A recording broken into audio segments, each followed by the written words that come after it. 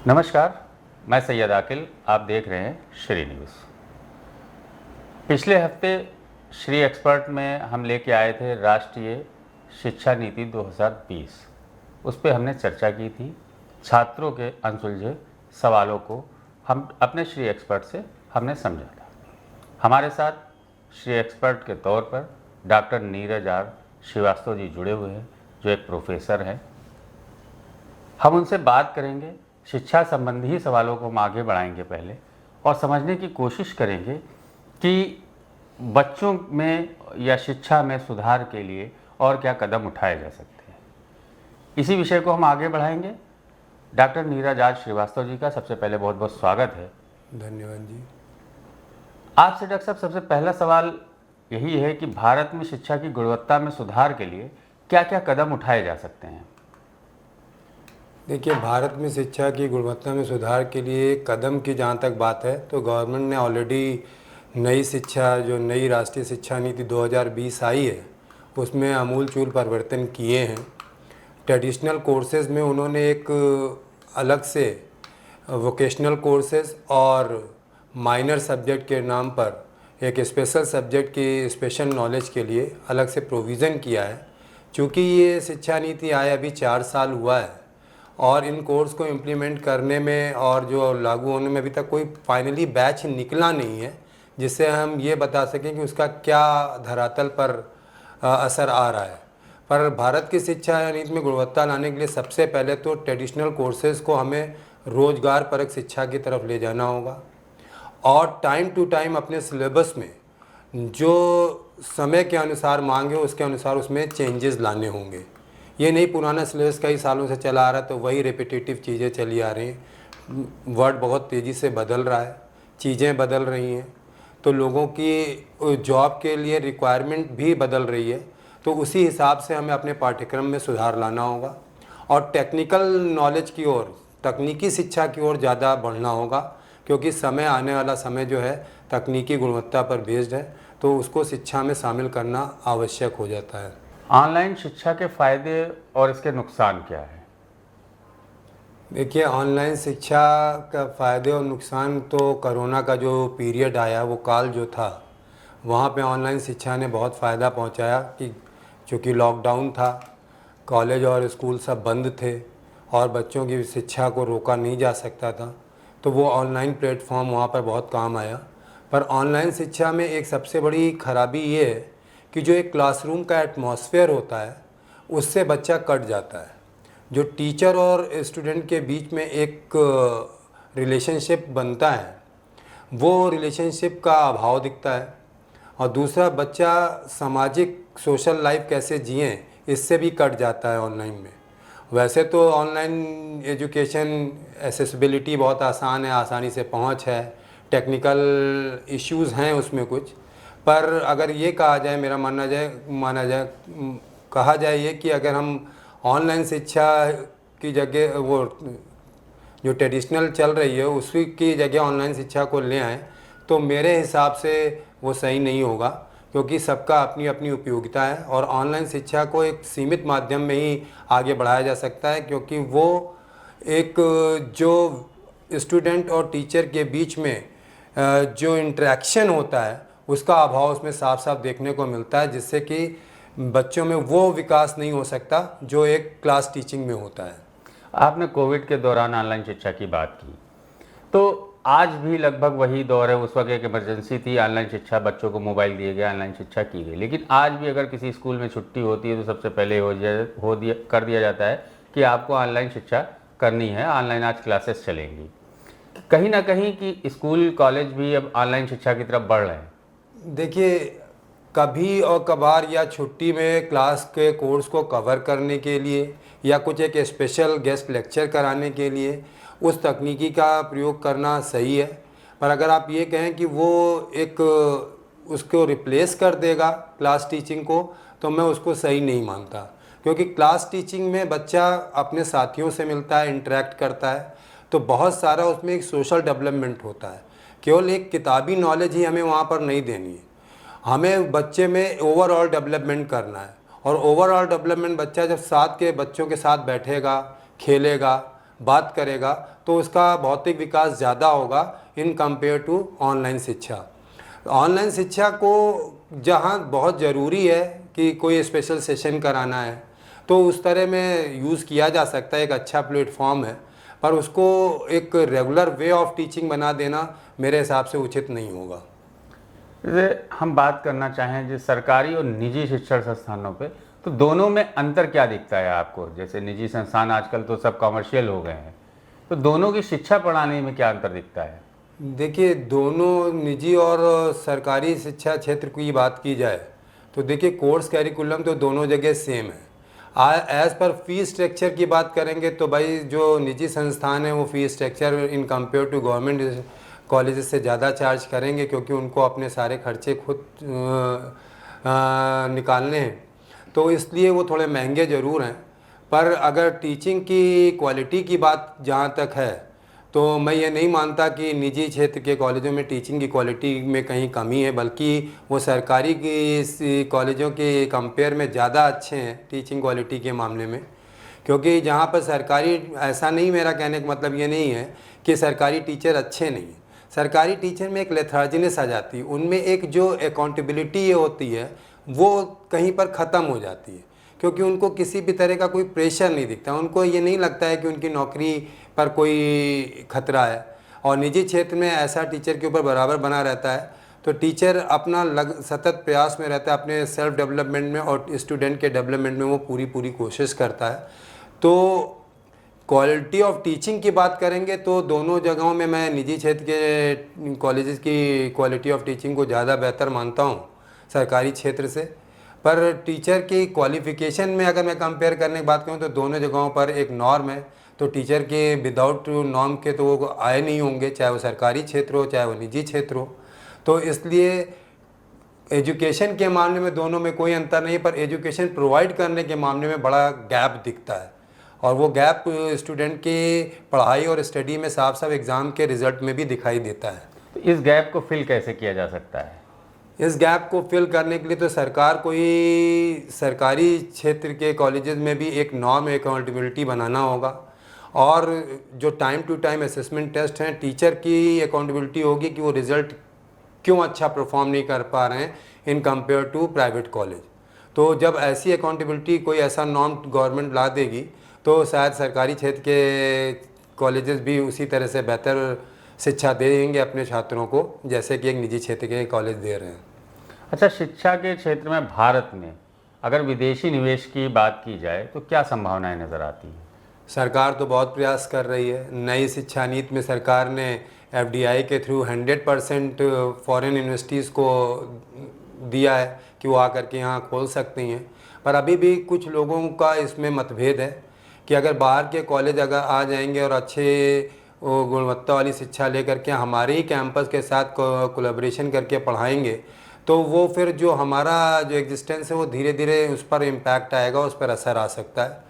पर एक दूसरा पहलू ये भी है सोचने का कि बहुत सारे छात्र, करीब मेरे हिसाब से on an average 7.5 lakh dollar लगभग हर साल खर्च करते हैं बाहर विदेश में जाकर छात्र पढ़ाई के लिए।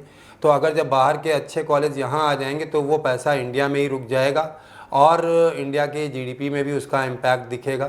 तो अभी इस पर थोड़ी सी समस्याएं हैं और इसके लिए गवर्नमेंट को एक पूरी प्रॉपर नीति बनानी पड़ेगी।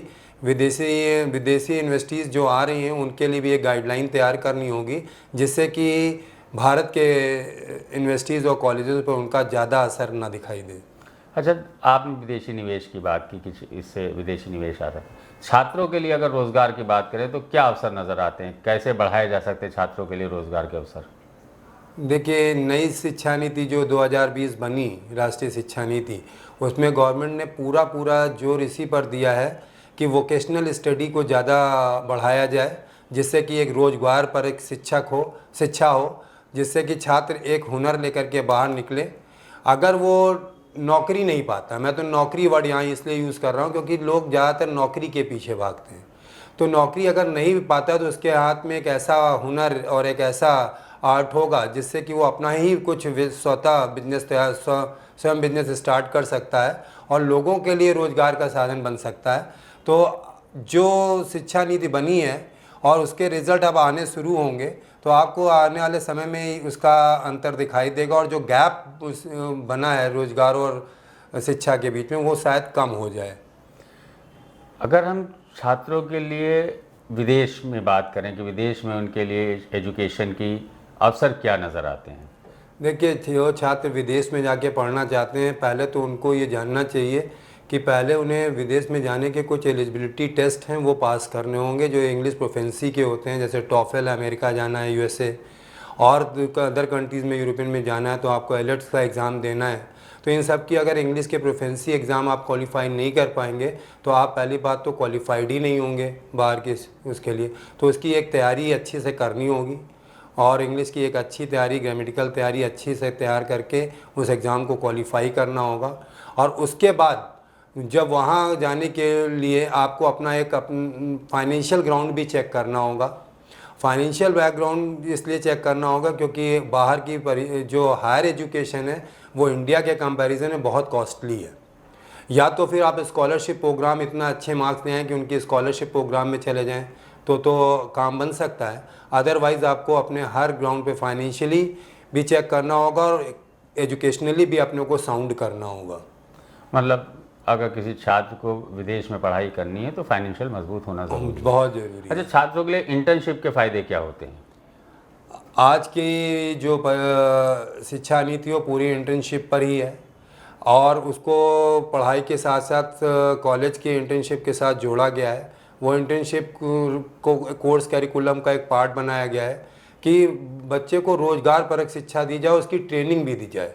भले ही वो ट्रेनिंग फ्री ऑफ कॉस्ट ही क्यों ना हो, वो पेड ना हो, पर बच्चा जब उस ट्रेनिंग में जा कर के उसके साथ साथ इंटर्नशिप में इसको सीखेगा तो उसकी जो प्रैक्टिकल नॉलेज है वो उसका ज्ञान बढ़ेगा, क्योंकि केवल बुकिश नॉलेज से आप बाहर को कम्पीट नहीं कर सकते और आप वहाँ पर फाइट भी नहीं कर सकते। इसलिए आपको प्रैक्टिकल नॉलेज और टेक्निकल नॉलेज दोनों के लिए इंटर्नशिप करना ज़रूरी हो जाता है। छात्रों के लिए भारत में, अपने देश में रोज़गार की स्थिति अगर बात की जाए तो क्या नज़र आती, किन किन क्षेत्रों में वो जा सकते हैं? देखिए, रोज़गार की नीति की बात जहाँ तक है, रोज़गार तो हर फील्ड में गवर्नमेंट कोशिश कर रही है कि लाया जाए। अगर रोज़गार से आप नौकरी की बात कर रहे हैं तो नौकरी की हर फील्ड में कोशिश करें, पर उतनी स्किल्ड छात्र नहीं मिल रहे हैं प्राइवेट सेक्टर के लोगों को और कि वो उतने लोगों को एब्जॉर्ब कर सकें जिस तरह की उनकी रिक्वायरमेंट है। तो आज की सबसे बड़ी कमी जो है उस गैप को तो पूरा ही करना पड़ेगा कि जिस तरह की रिक्वायरमेंट है उस तरह का को करिकुलर पाठ्यक्रम तैयार किया जाए, सिलेबस तैयार किया जाए, जिससे कि जो कंपनी की नीड्स हैं, इंस्टीट्यूशंस की नीड है वो फुलफ़िल हो सकें। जहाँ तक सरकारी रोज़गार की बात है वो बहुत एक लिमिटेड एरिया है, लिमिटेड निकलते हैं और ग्रेजुएट बहुत निकलते हैं। तो वहाँ पर अगर हम बात करें तो वहाँ पर स्किल की बात नहीं है, वहाँ पे जो कंपटीशन बीट करेगा, इंटरव्यू बीट करेगा तो वो होगा। तो वो परसेंटेज बड़ा कम है और जो परसेंटेज ज़्यादा है उसके लिए हमें अपने पाठ्यक्रम, अपने शिक्षा की नीति में थोड़ा बदलाव करना पड़ेगा, जिससे कि वो जिस तरह की रिक्वायरमेंट है उस तरह के छात्र उन्हें मिल सके। मतलब आप मानते हैं कि हमारी शिक्षा नीति में वो पाठ्यक्रम नहीं है जिससे छात्र जो है रोज़गार की तरफ जा सकें? हाँ, अभी आप ये कह सकते हैं, क्योंकि जो नई शिक्षा नीति का तो अभी जो आपको रिज़ल्ट दिखेगा वो आने वाले साल में दिखेगा, क्योंकि अब वो फाइनल ईयर वाला बैच निकलेगा। तो देखते हैं कि उस पर क्या इम्पैक्ट आता है, तो उसी से हम ये असेस कर पाएंगे कि नई शिक्षा नीति कहाँ तक कारगर साबित हो रही है। निजी और सरकारी रोज़गार में अंतर की बात करें तो क्या अंतर नज़र आ रहा है आपको? निजी और सरकारी रोज़गार में तो छात्रों के लिए आज की डेट में एक घर का माहौल है, पेरेंट्स है कि यार सरकारी नौकरी करनी है तुम्हें और तुम ग्रेजुएट करने के बाद या अगर इंटर के बाद अवसर है तो तुम उसी की तैयारी करो।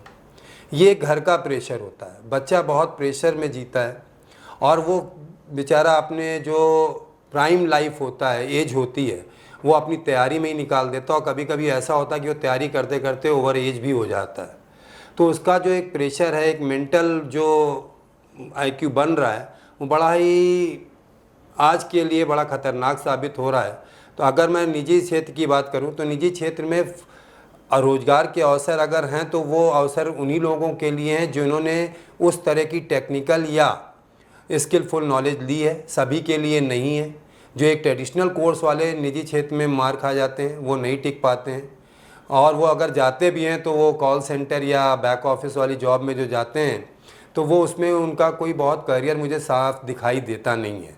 तो अगर उसमें वो जाने जाते हैं तो वो एक शॉर्ट टर्म करियर ऑप्शन है, जबकि लाइफ बहुत लंबी है। तो इसलिए मैं छात्रों को ये सलाह दूंगा कि अगर वो सरकारी और प्राइवेट सेक्टर की नौकरी के चक्कर में न पड़ करके एक शिक्षा का एक ऐसा अवसर तलाशें जिसमें कि उनका कौशल विकास हो। मतलब कौशल विकास से मतलब ये है कि रोजगार परक शिक्षा हो, प्रोफेशनल क्वालिफाइड बने, टेक्निकली क्वालिफाइड बने, तो वो अपने आप नौकरी या रोजगार खुद अपना भी कर सकते हैं।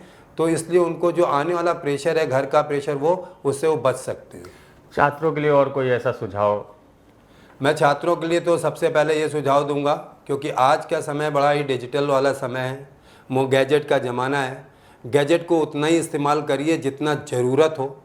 मैं ये नहीं कहता नहीं करने, क्योंकि बिना उसके काम नहीं चलेगा, पर जितना ज़रूरत हो उतना ही करिए, क्योंकि धीरे धीरे लड़का आइसोलेट होता जा रहा है, गैजेट में ही अपने में उलझ जा रहा है। इवन वो परिवार से भी कट रहा है, समाज से भी कट रहा है, और उसमें एक धीरे धीरे डिप्रेशन की ही तरफ जा रहा है, और वो एकांकीपन चाह रहा है, मतलब अकेलापन चाह रहा है। वो समाज में बैठना नहीं चाहता, लोगों के बीच बैठना नहीं चाहता, बात नहीं करना चाहता। तो मैं चाहता हूँ कि ये जो मॉडर्नाइजेशन ज़रूरी है, टेक्नोलॉजी ज़रूरी है, पर इस टेक्नोलॉजी को अपने ऊपर हावी ना होने दें। जितना ज़रूरत हो उतना एक्सेस करें, नहीं ज़्यादा से ज़्यादा किताबों को पढ़ें। किताबों से ज्ञान भी बढ़ता है और कभी भी आप डिप्रेशन के शिकार नहीं होते, ये मैं आपको 100% कह सकता हूँ। बिल्कुल। तो आप गैजेट से दूर रहें और किताबों को पढ़ें, तो कभी भी आप डिप्रेशन का शिकार नहीं हो सकते, जैसा कि professor doctor Neeraj R Srivastava ने बताया। हमारे साथ इस कार्यक्रम में आज के लिए बस इतना ही। अगले हफ्ते हम फिर हाजिर होंगे एक नए एपिसोड के साथ, एक नए मुद्दे के साथ। हमारे साथ श्री एक्सपर्ट के तौर पर जुड़ेंगे। देखते हैं अगले हफ्ते। तब तक के लिए नमस्कार।